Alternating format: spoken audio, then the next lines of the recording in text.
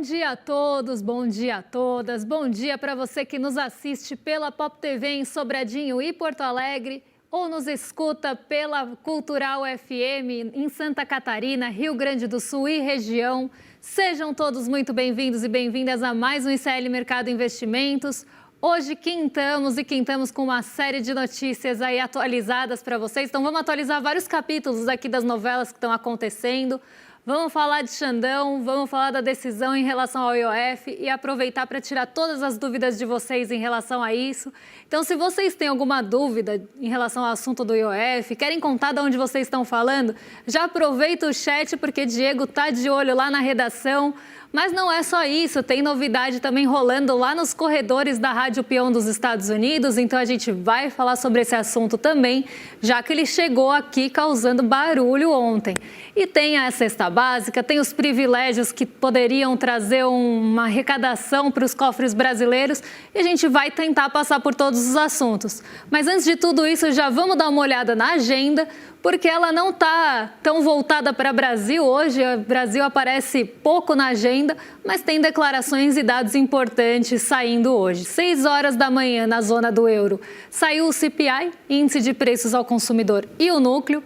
Aqui no Brasil, 8 horas da manhã, teve IGP 10 de julho, então aquele IGP, que mede de 10 de um mês a 10 do outro mês. Aqui no caso a gente está falando de 10 de junho a 10 de julho, então ele serve como uma prévia aí dos indicadores de inflação da FGV e costumam trazer uma tendência já também para o nosso IPCA oficial do IBGE, apesar das métricas serem diferentes. Às 9h30 da manhã, o Departamento do Comércio divulgou vendas no varejo de junho lá nos Estados Unidos. E ainda às 9h30 saiu por lá balança comercial, exportações e importações e pedidos de auxílio-desemprego na semana até dia 12 de julho. Então, aqui aqueles dados que normalmente pintam também na quinta-feira, auxílio-desemprego, no caso, vendas no varejo e balança comercial, esses são mensais. Mas o desemprego aparece aqui toda semana, já é velho conhecido nosso. Vamos seguir que tem mais coisa vindo na agenda, tem bastante gente que fala hoje na segunda parte da agenda. Então, vamos ver quem é. Saiu também índice de confiança, saiu agorinha, o índice de confiança das construtoras de julho. E também agora quem está falando é a Adriana Kugler, lá nos Estados Unidos. Ela participa de um simpósio. Às 2h30 da tarde, quem fala é a Lisa Cook, ela também discursa em um evento. E a presidente do Fed de São Francisco, a Mary Daly, também participa de uma conversa às 2h45. Então, hoje, de novo, dirigentes do Banco Central dos Estados Unidos estão a todo vapor aí na agenda. E hoje o Banco Central vai aparecer em outro momento aqui, não o daqui, mas o dos Estados Unidos vai aparecer em outro momento aqui no nosso programa. Tem mais alguma coisa na agenda aí? Porque eu sei que tem mais uma página de gente falando. Quem fala também às 19h30, já aí à tarde, já à noite, O Christopher Waller discursa em um evento também. E a gente ainda tem acontecendo ao longo do dia na África do Sul a reunião de ministros de finanças e presidentes dos bancos centrais do G20. Então, como falei, hoje uma agenda pouco esvaziada aí de indicadores, Não tem muitos indicadores, principalmente aqui no Brasil, apesar de ter saído balança comercial, ter vendas no varejo lá nos Estados Unidos. Aqui no Brasil a agenda está esvaziada e isso acaba abrindo um pouco mais de espaço para os temas políticos, para outros temas puxarem o mercado hoje, e a gente deve continuar com a influência dos Estados Unidos nessa semana. Mas antes de tudo isso, antes da gente entrar nos assuntos e contar quais influências são essas, vou dar bom dia para o Diego, que já está lá no estúdio, para contar para vocês como é que fechou a Bolsa ontem. E Diego está feliz, porque apesar do sufoco, o Corinthians ganhou ontem. Então, Diego, bom dia, como é que você está? Bom dia, Débora. Muito bom dia para toda a nossa audiência. Eu tô na redação, você que está no estúdio, mas finalmente uma vitória do Corinthians, um gol horrível, um jogo horrível, mas a gente comemora de todo jeito, Muito bom dia para Liz Longo, para o Bad Dog, para o Theo e para o Tim. Bom dia para o Everton, que está falando de Barracão, Rio Grande do Sul, pedindo, aliás, para a gente explicar sobre o IOF.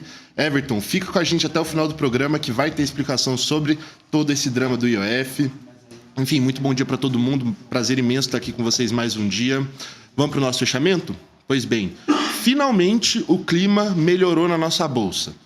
O Ibovespa voltou para o terreno positivo no dia de ontem e fechou o dia com avanço de 0,19% aos 135.510 pontos. No mundo corporativo, o destaque vai para a Vale, que subiu quase 1% no dia de ontem, acompanhando a valorização do minério de ferro na China. O dólar também avançou no dia de ontem, encerrando a quarta-feira com uma leve alta de 0,07%, cotado a R$ 5,56. Apesar da recuperação, o clima no mercado foi de preocupação com a escalada das tensões comerciais entre o nosso Brasilzão e os Estados Unidos. Não vou me adiantar muito, porque isso é tema do programa de hoje, então sem spoilers. Agora, já em outra frente, teve também um anúncio por parte do Tesouro Nacional a respeito das contas públicas, né? O Tesouro Nacional estima que o governo central terá um déficit primário de 0,4% do PIB em 2025, com uma melhora gradual nos anos seguintes até alcançar superávites crescentes a partir de 2027. Agora, aproveitando o gancho, já que acabei de mencionar os Estados Unidos, queria falar das bolsas por lá, né? As bolsas por lá fecharam no azul, repercutindo balanços corporativos e ignorando as fofocas da Rádio Peão sobre a possível demissão do Jeremy Powell, presidente do Fed. Lembrando aqui que o Federal Reserve é o Banco Central dos Estados Unidos. Como também a pauta do programa de hoje, sem spoilers. Além disso, os investidores reagiram aos dados de inflação, em específico o PPI, que é o Índice de Preços ao Produtor, que permaneceu estável. Com tudo isso no radar, o Dow Jones fechou com uma alta de 0,53%, o S&P 500 subiu 0,32% e o Nasdaq avançou 0,26%. Débora, eu queria passar a palavra com você, pedindo para você esclarecer como que teve essa movimentação não muito clássica de valorização da Bolsa e valorização do Ibovespa e, simultaneamente, valorização do dólar. Não é um movimento mais comum mesmo, né? A nossa bolsa conseguiu se desvencilhar daquela sequência negativa de 7 perdas ontem. E esse movimento, ele veio de Nova York. Por isso que eu falei que eu não ia também falar muita coisa, porque o movimento ele veio de Nova York e veio por uma razão. Razão essa que também acabou deixando o mercado de juros lá nos Estados Unidos um pouquinho instável. E isso também acaba mexendo com o dólar, que até tinha ido na contramão de algumas outras moedas nos outros dias, conseguiu cair em meio a todo aquele imbróglio de tarifas e IOF. Então aqui a gente tem, né, mais um dia de movimento atípico com os ventos vindos lá dos Estados Unidos. Então eu já vou aproveitar esse gancho para já falar do próximo assunto, porque ele explica muito a movimentação da Bolsa de ontem, porque está rolando lá na Rádio Peão dos Estados Unidos. Ontem, para quem não sabe, o New York Times acabou dando um furo, ou como a gente está falando de New York Times lá nos Estados Unidos, ele gave the hole, ele acabou dando um furo aí de uma carta que fontes vazaram de uma possível demissão do Jeremy Powell. E isso causou um burburinho. Na verdade, não era uma carta, era o rascunho da carta ainda, mas isso causou um burburinho nos Estados Unidos, porque seria uma interferência do governo do Donald Trump em relação ao Banco Central dos Estados Unidos. Os Estados Unidos também têm um Banco Central que, em tese, não pode sofrer interferências. Então, tem uma lei bem antiga, lá de 1913, que não deixa isso tão explícito, mas várias outras leituras dessa lei mais recentes acabaram entendendo que o Banco Central não pode sofrer essa interferência lá no país, nos Estados Unidos, no país do Laranjão. Então, se ele acaba demitindo, não pode ter uma demissão sem uma causa, sem uma justa causa. Vamos trazer aqui para o nosso linguajar, para algo mais próximo da gente. Então, precisa ter uma causa para demitir um presidente do Banco Central, não pode ser arbitrário. E aí, como existe isso, Donald Trump começou a buscar pelo em ovo para tentar queimar o Jeremy Powell, coisa que ele já está tentando fazer desde que ele assumiu a presidência do país. Então, ele já tentou brigar com o Jeremy Powell várias vezes, chamou o Fed de incompetente algumas vezes, disse que a instituição não está fazendo o trabalho que deveria estar no mercado de juros, né, que não está conduzindo a política monetária da forma que deveria, que está muito lento na condução da política monetária e que já deveria cortar juros a partir do começo desse ano. E essa está sendo uma briga recorrente. Só que a gente tem aquele ponto. Se a gente tem uma perspectiva de inflação alta lá nos Estados Unidos por conta das tarifas do próprio Donald Trump, e a gente sabe que as tarifas não vão fazer, a taxa de juros não vão fazer as tarifas sumirem. Então, o grande remédio que se vê para a alta da inflação, ela é sempre os juros. Então, por mais que isso não faça sentido, por mais que não seja eficiente, não tenha nada a ver com a causa da inflação, porque o mercado global de cadeia de suprimentos não vai responder à taxa de juros dos Estados Unidos. Mas você baixa, como aqui, na marra, o índice de preços e leva ele para a meta. E a gente sabe que esse é o único remédio que um banco central normalmente dá para o problema é a inflação. O diagnóstico é a inflação? Então o remédio é sempre esse. É tipo a gente, eu gosto de fazer essa analogia, é tipo a gente quando vai no hospital e fala, eu tô me sentindo mal, não tô bem, tô com febre, é virose, então você tem que tomar esse remédio. Sempre o mesmo diagnóstico e sempre o mesmo remédio. E não tem uma investigação de causa mais aprofundada ali para entender de onde está vindo essa inflação e se a taxa de juros é ou não eficaz para aquele caso. Eu nem vou entrar no caso dos Estados Unidos, mas tem essa pressão que começa a acontecer em relação à alta ou à manutenção da taxa de juros em um patamar ali mais elevado para conter a inflação. E sabendo disso, já se esperava que a taxa não fosse cair, a taxa de juros não fosse cair tão cedo lá nos Estados Unidos e que isso acontecesse ia ser só depois de setembro. E aí começou toda essa queda de braço entre o Fed e o próprio Donald Trump. E aí a gente tem até uma frase bem interessante aqui, que parece frases que eu já ouvi na minha vida no mercado financeiro. Donald Trump poderia ser meu chefe do mercado financeiro, porque eu já ouvi uma frase muito parecida. Muitas pessoas querem o emprego de Powell. Já me ligaram implorando para terem o trabalho, disse também Trump nessa quinta-feira. Então, a gente vê, né, que existe essa vontade de Trump demitir o Jerome Powell. Ele inclusive usou esse trunfo, que é, muita gente quer sentar nessa cadeira, então cuida bem dela, porque se eu quiser eu demito. E aí começou a ter essa briga mais acirrada entre o presidente dos Estados Unidos e o presidente do Banco Central. Só que existe toda aquela lei que já foi interpretada que ele não pode demitir sem uma causa. E aí começou essa busca de pelo em ovo. Inclusive, Trump falou algumas vezes que ele seria mais eficiente do que qualquer membro do Fed, que ele teria uma condução de política monetária e que ele entendia mais de juros que todo mundo, com a sua autoestima que poderia encher esse estúdio e o prédio todo. E aí a gente vê, né, o motivo que está sendo buscado para essa demissão, que é o que aparece na carta e depois até já tinha sido ventilado anteriormente, mas depois foi até confirmado que seria uma questão de reforma lá no Fed, que essa reforma teria um orçamento que poderia estar ali fora da normalidade, que isso seria motivo para demitir o Jerome Powell. Mas a gente sabe que o motivo não é esse. Assim como tudo que o Trump faz, ele sempre coloca um motivo, mas a gente sabe que por trás tem outras coisas, e isso a gente pode ver em N exemplos, como a gente já falou em outras ocasiões, inclusive o tarifaço aqui no Brasil. Então, continua essa queda de braço, só que aí no fim do dia, no meio do dia, a gente teve esses rumores sendo afastados, né? O afastamento dessa boataria toda, dessa rádio peão. Não é bem assim, não vai demitir, não é para agora. E aí os mercados se acalmaram com a possibilidade de não interferência e esses ventos chegaram aqui. Mas até então o mercado de juros estava instável e os mercados estavam esperando para ver o que ia acontecer disso.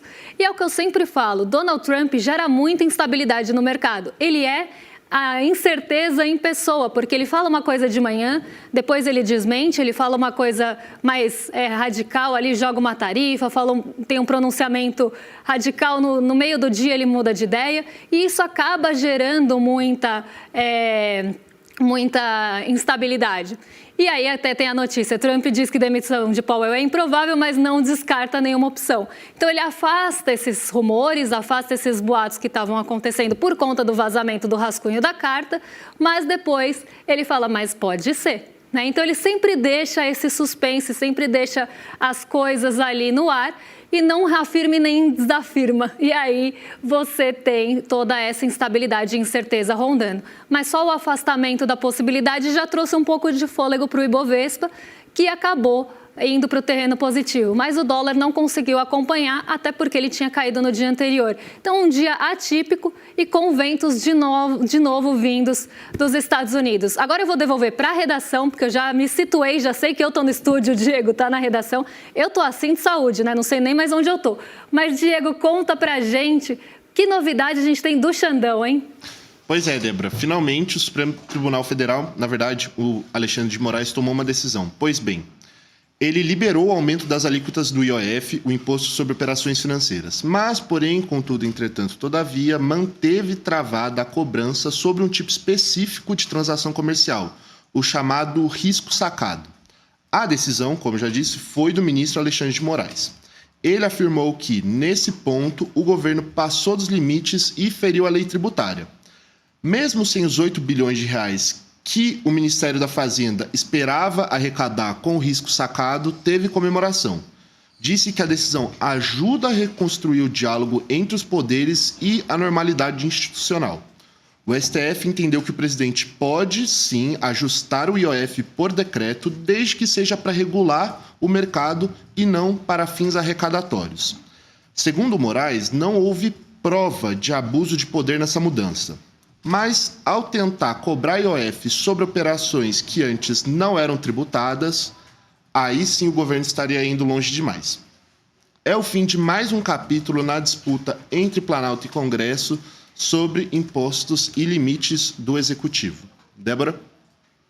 Eu tô rindo aqui porque eu fui ler o chat bem na hora que o Theo, que eu não vou falar o sobrenome, falou, eu li risco safado. Não é risco safado, é o... da gente. E aí eu vou explicar todo esse embrolho e eu vou voltar da onde eu estava ontem, falando do IOF quando o programa acabou, porque eu acho que é um assunto que gera muita dúvida em vocês, né? E eu vou tentar explicar, e se tiverem alguma dúvida, deixem aí, que o Diego está lá na redação justamente para pegar essas dúvidas. Então, se tiver uma dúvida enquanto eu estou falando, aproveita, o momento é esse, porque eu espero que essa novela esteja chegando no final. Vamos lá. A natureza do IOF, que foi instituído lá em 96, é justamente regulatório, porque naquela época, nos anos 90, a gente tinha uma saída de recursos aqui do Brasil muito grande. Então, fugia a capital daqui para fora. A gente estava no começo ali do Plano Real, então tinha uma saída de recursos grandes, uma grande saída de recursos, na verdade, para fora do Brasil.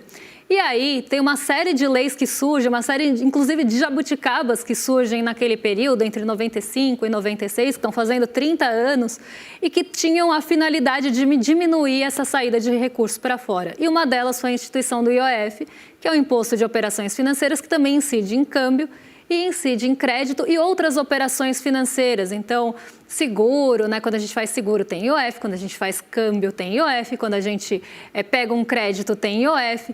Então, ele acaba incidindo ali em várias operações financeiras quando elas são contratadas, quando elas são feitas.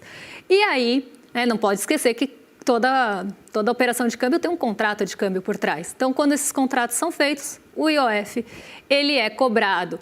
E a gente tinha uma alíquota mais baixa para algumas modalidades de IOF. Então, por exemplo, se você comprasse dólar em espécie, você pagava menos de IOF do que se você pagasse no cartão de crédito. Se você mandasse remessa para o exterior por meio de cartão global, você pagava menos IOF que o cartão de crédito, mas pagava a mesma coisa que a espécie. Nos créditos, o IOF ele também era diferente nas diferentes modalidades. Então, um IOF para uma pessoa jurídica do Simples era uma alíquota variável que contribui, que conta todos os dias de cartão, todos os dias de crédito que você tem. Então, você pega ali os dias que você tem de contratação de crédito e aí você coloca aquela alíquota variável em cima desses dias de contratação. Tem para a pessoa física também, mas isso não mudou com nenhuma regra do IOF. E tem o tal do risco que não é safado, que é sacado, que é uma modalidade que algumas empresas têm ali para pagar fornecedor. Então, ao invés de você pagar o fornecedor, você antecipa esse pagamento, quem paga é a instituição financeira, ela fica com o risco da inadimplência e você paga para a instituição financeira depois e não para o fornecedor. É uma forma ali de você tentar mexer com os prazos de fornecedor. É uma coisa bem específica e isso não foi entendido na leitura do Moraes como crédito. Então, saiu das modalidades que seriam, e seria uma instituição no risco sacado. Ele não tinha IOF, passaria a ter pelo entendimento que ele é uma operação de crédito. Moraes entendeu diferente, falou que não é operação de crédito, que não, aí sim estaria extrapolando e tirou, até por ser uma incidência nova, tirou da conta do IOF, e ele não entendeu que seria arrecadatório. Por que eu estou falando lá de 96, quando o recurso saía muito, quando queria se controlar um pouco mais o mercado de câmbio e de crédito? Porque o IOF foi instituído justamente para isso. Você aumentava o IOF para evitar a fuga de capital, porque ficava mais caro mandar para fora. Você aumentava o IOF também quando você queria segurar o mercado de câmbio, quando ele estava muito de crédito, quando ele estava muito aquecido. Então você aumenta o IOF para desestimular o crédito e desestimular que as pessoas mandem o dinheiro para fora. Você abaixa o IOF quando você quer estimular o crédito e quando você não está preocupada com a saída de capitais. Então ele tinha essa natureza regulatória. E foi isso que foi usado o tempo todo, tanto pelo Congresso como para o mercado financeiro, para tentar derrubar esse aumento do IOF, porque o governo pode sim aumentar o IOF, e essa era a justificativa do governo federal, mas a gente pode, por decreto, aumentar o IOF para regular os mercados. E aí o Congresso e o mercado financeiro, de forma muito conveniente, pegaram essa natureza e falaram, mas vocês estão usando para arrecadar e não para regular o mercado. Só que Moraes teve uma leitura diferente disso. Ele leu como sim, não é algo para arrecadar, é algo para regular, e entendeu diferente e voltou à cobrança mais alta das alíquotas de IOF para as modalidades que tinham subido, da forma que estava no decreto do governo e não na derrubada pelo Congresso. E aí que é o ponto que eu quero chegar, que eu estava ontem. Para quem falou, a Débora está defendendo bilionário, a Débora está tentando defender rico no N1, Débora deve ser rica. Débora não é rica, tá? Primeiro ponto, porque Débora, se fosse rica, não estaria aqui às 6 horas da manhã. Se eu fosse me preocupar com taxação de grandes fortunas, eu não estava às 6 horas da manhã aqui fazendo roteiro de mercado e nem fazendo material de investidor mestre, porque eu acho que, sei lá, eu devia estar em algum lugar passeando, né? Grandes fortunas, a gente está falando de bilionário, a gente está falando de classe média. E aí eu acho que existe uma distorção, inclusive, do que é rico no Brasil. Isso vem de uma estratificação que a gente tem mesmo de faixas de renda. Por exemplo, IPEA. Se você pega IPEA, ele para ali nos 15 mil reais. Então, quem ganha de 15 mil para cima já é considerado renda alta e não tem nenhuma renda super alta, muito alta, mega alta, super, hiper, mega alta. Não existe. Para na renda alta, que é acima de 15 mil. E que no Brasil, isso já tem toda uma desigualdade, mas também tem toda uma desigualdade nessa renda alta. Para você estar no 1% da população mais rica do Brasil, você precisa ganhar mais de 21 mil reais por mês. Só que desse 1% também tem toda uma desigualdade gigantesca da pessoa que ganha 21 mil reais por mês e da pessoa que ganha 1 milhão por mês, que ganha centenas de milhões por mês. Então a gente precisa entender que dentro desse 1% também existe muita desigualdade. Então uma pessoa que ganha 21 mil reais por mês, se ela é assalariada, ela não é rica, ela é proletária e pode ser considerada pobre, porque se ela perder a renda dela, ela não tem mais aquele padrão, ela não consegue manter o padrão de vida. Diferente de um bilionário que vai perpetuar aquele padrão de vida por décadas de gerações ali, né? Então a gente precisa pensar também nessa desigualdade que existe no topo da pirâmide. E quando a gente fala em taxar rico, taxar super rico, inclusive o termo super rico, eu aprendi isso com o professor da Unicamp, o termo super rico vem justamente para tentar tirar essa distorção que existe lá do topo da pirâmide. Porque se você tem, né, esse entendimento que a classe média alta ali que ganha 20 mil reais é rica, você tem toda uma distorção e isso pode ser usado de forma muito conveniente para esconder quem são os ricos de verdade. Então, quando a gente está falando de rico mesmo, a gente está falando de super rico, que é quase uma categoria acima ali para lembrar de quem que a gente está falando. E quando a gente fala de aumento de IOF, e era isso que eu estava tentando explicar lá no N1 ontem, quando você aumenta o IOF, você acha que pesa mais aumentar o IOF para uma pessoa que ganha, vamos pegar, 10 mil reais, ou para uma pessoa que ganha 5 milhões de reais por mês? Quem vocês acham que pega mais? Ah, Débora, mas o rico manda mais dinheiro para fora. Quando ele vai comprar câmbio, ele compra muito mais câmbio. Mas para ele, proporcionalmente, aquilo ainda é baixo, porque a alíquota é igual para os dois. Por isso que eu estava falando que o aumento do IOF acaba pesando mais na pequena empresa, porque a grande empresa também se aumenta 0,1% na alíquota móvel e não fixa do IOF, talvez ela nem sinta, talvez ela nem perceba que aumentou aquilo, por mais que já tenha todo um objetivo de restringir o crédito. A pequena empresa sente mais porque a gente já tem uma Selic alta, que dificulta o crédito, e ainda você coloca uma alíquota maior para restringir ainda mais aquele mercado. Então, quem sofre mais são as classes médias e as pequenas empresas. Ponto. Uma pessoa muito rica não vai sentir o IOF. E aí eu volto num ponto. Se a gente quer taxar rico, super rico de verdade, a gente tem que olhar para outro ponto. Tem que olhar para patrimônio, coisa que o Brasil nunca olhou. Tem que olhar para dividendos, coisa que o Brasil não olhou. Tem que olhar para juros sobre capital próprio de empresa também, que diminui base tributária, e só aí dava para pegar 24 bi. E o Brasil nunca olhou isso em 30 anos, porque é muito difícil colocar esse debate.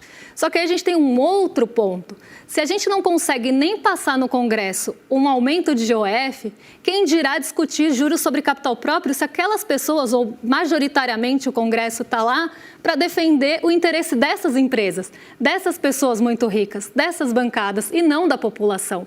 E é isso que a gente precisa entender. Não passa por quê? Por que bate num teto que não consegue avançar essa progressividade do nosso imposto aqui no Brasil, que acaba sendo bastante regressivo? Porque bate num ponto que não consegue furar. E aí, taxar super rico não é aumentar IOF. E era isso que eu queria que vocês entendessem. Taxar super rico é focar em patrimônio. Taxar super rico é taxar grandes fortunas. Aqui no Brasil, a gente quase não tributa patrimônio. Se a gente pensar que cada estado tem uma alíquota, e não é uma alíquota alta. Então, a gente não taxa patrimônio, não é taxar super rico, é olhar para dividendo, porque super rico não recebe salário, gente. Super rico recebe dividendo.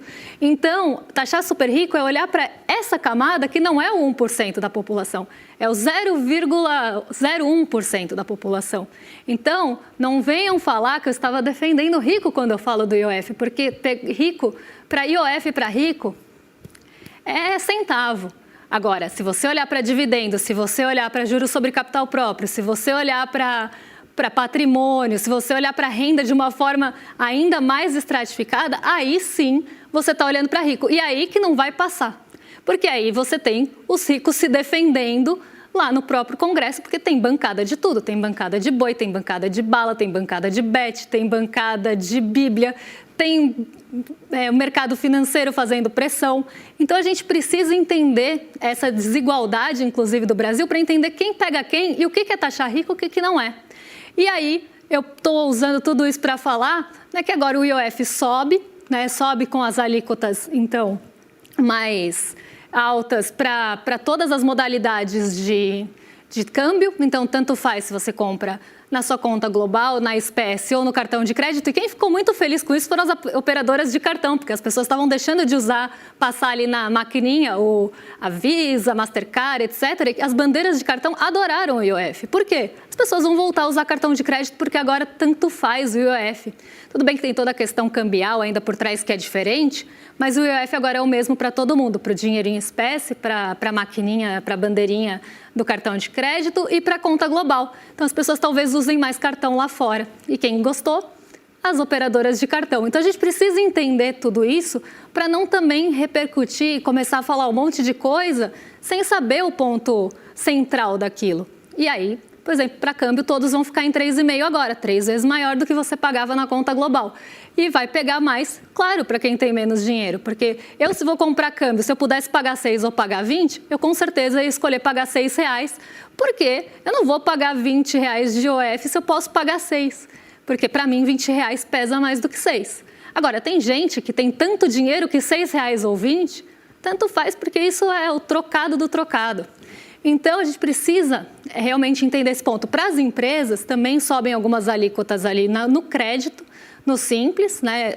Subiram as alíquotas PJ, na pessoa física não, tá? Então, fiquem despreocupados.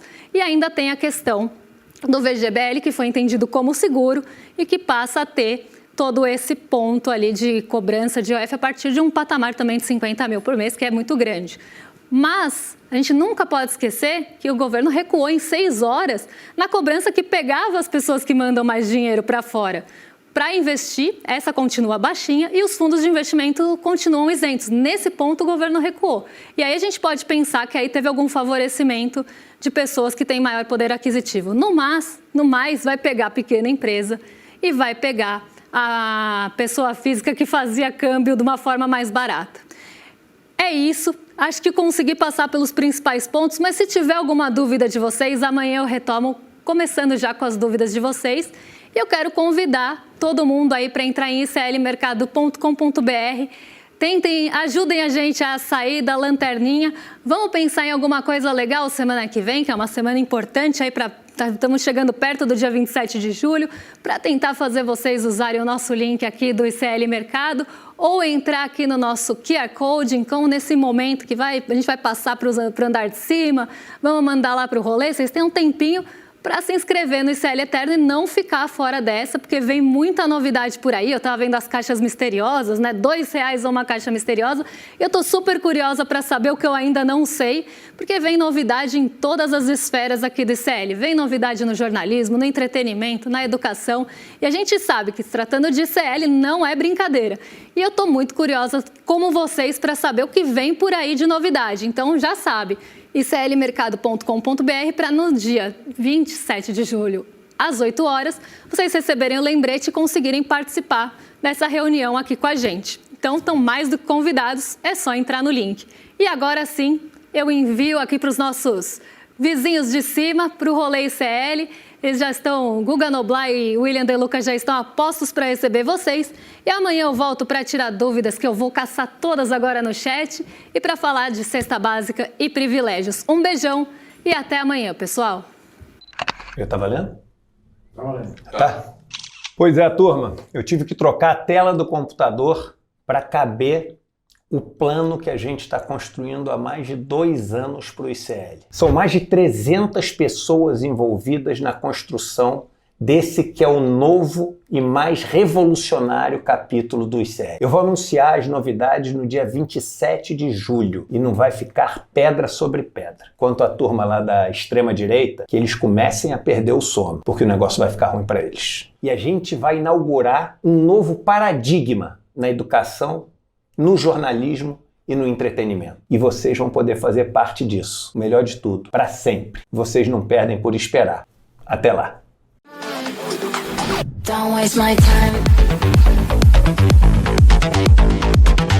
Na loja Sou ICL você encontra camisetas, canecas, mochilas e bonés que carregam ideias.